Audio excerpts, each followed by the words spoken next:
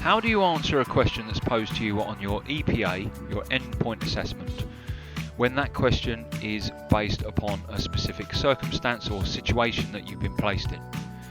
Most endpoint assessments for most core subjects will have a competency-based interview.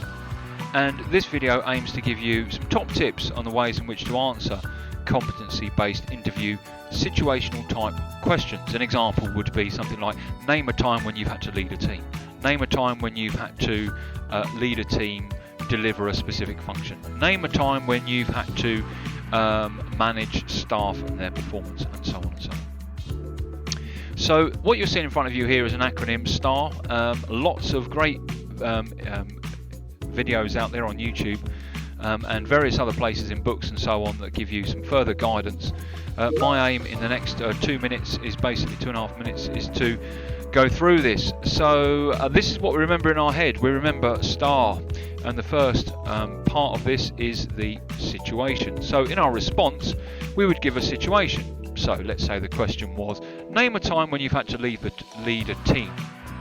I would say, well, there was a time when I had to lead a team create a fair for the local school. I was given 4 teachers to work with, and they formed my team, and we were the committee. The issue was when we were going to have the fair, whether it would be at a weekend and what type of the year it was.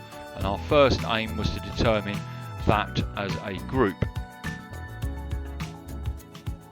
The next element of the answer to the question is the task.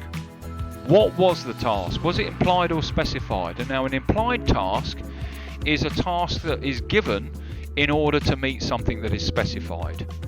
If I say, if you turn around and you say to somebody, oh, would you mind making me a cup of tea? Then the implied task of that is clearly they've got to go downstairs, they've got into the kitchen, they've got to turn the kettle on.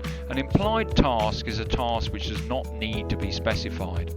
But implied tasks are everywhere in order that we can meet that which is specified. Who done what? What were the tasks that were given? Let's go back to that organising a fair. Let's bring it up to speed.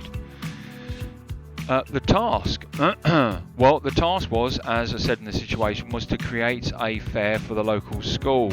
Once we had agreed when that fair was going to take place, which was after the Easter holidays and the first weekend, we then had to split up the committee to various responsibilities. I was responsible for writing to parents. John was responsible for ensuring that there were posters up everywhere. Lisa was responsible for making sure that the children were aware of what it was, and Danny was responsible for enthusing the children to be creative in home economics and make cakes for the fair. That is the task. Then we move on to the actions. What goals or objectives needed to be completed in order to meet the task? Danny, for example, whose responsibility it was to enthuse the children in order to make cakes for the fair, had to provide, on our guidance as a committee, had to provide lunchtime cooking sessions, 3 weeks up to leading to the time of the fair. The final point is the result.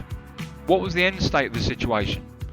Now it says there, always be positive, and you should always be positive, whether that's in the outcome or the end state, or whether that's something that's been valuably learned from it.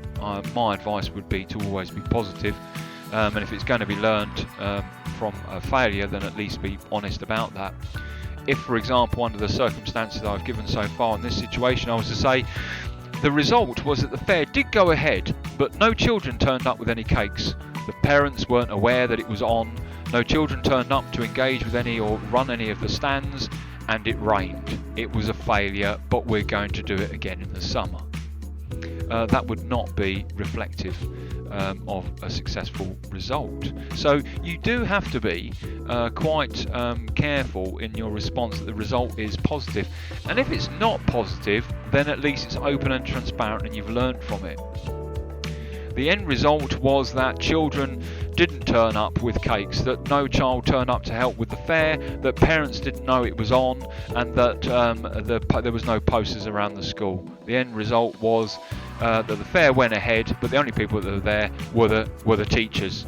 But we've all now learned that actually, in order for this to be a success, it's all about our buy-in, it's all about our own self-promotion, it's all about the commitment and dedication and making sure that we complete our tasks.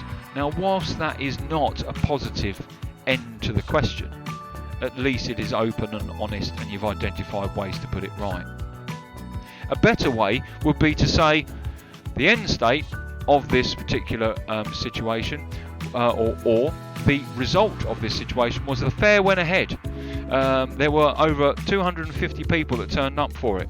We raised £3,000 for charity, and everyone had fun. And what was nice was that the sun was shining, and everyone's looking forward to next year.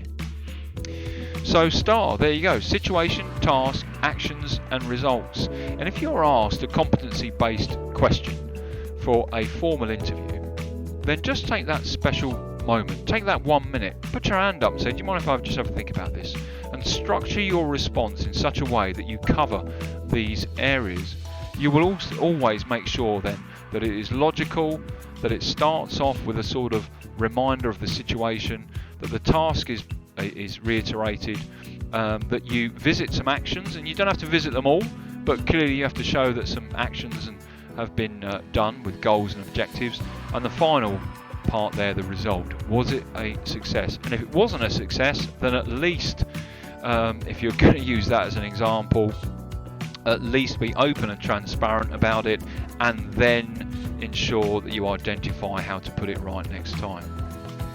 Right, there you go, that's it. STAR, how to answer competency-based questions in an interview.